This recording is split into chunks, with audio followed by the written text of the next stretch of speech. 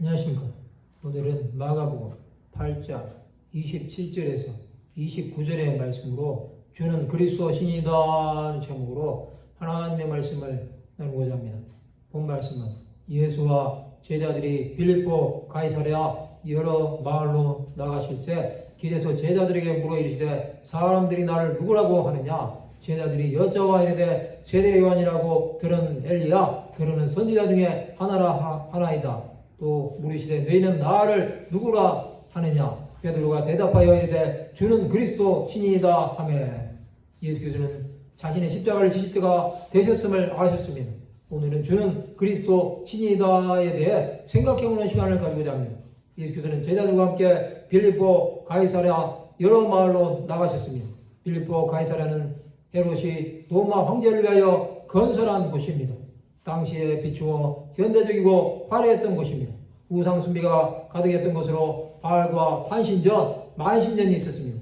이런 곳에서 예수께서 제자들에게 물으십니다. 사람들이 나를 누구라고 하느냐고 질문하십니다.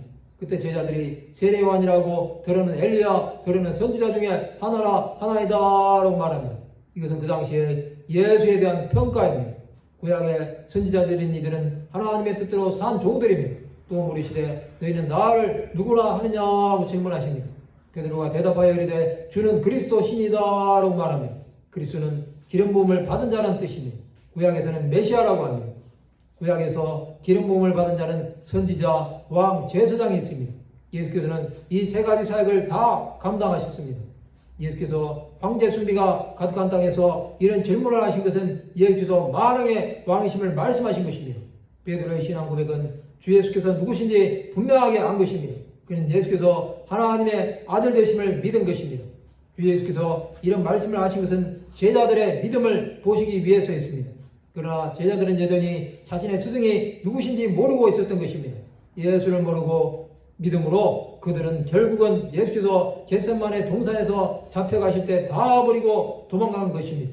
신앙 고백은 이처럼 중요한 것입니다. 신앙 고백이 없는 믿음은 헛된 것입니다.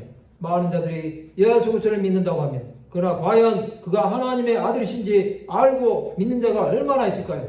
물론 지식으로는 알 수 있습니다. 그러나 마음으로 믿어 의에 이르고 입으로 시인하여 구원에 이르러야 합니다. 신앙 고백이 없이 믿는 자들은 환난과 박해가 닥치면 예수 그리스도를 배교하고 떠날 수밖에 없습니다.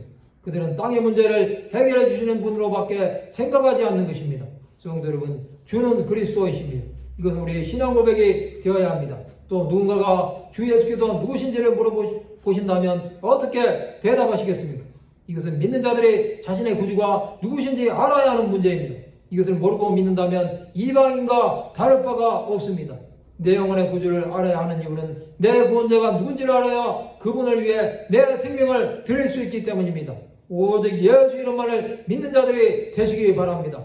말씀을 마치고자 합니다. 주는 그리스도의 심을 분명하게 믿는 하나님의 백성들이 되시기를 주님의 이름으로 축원합니다.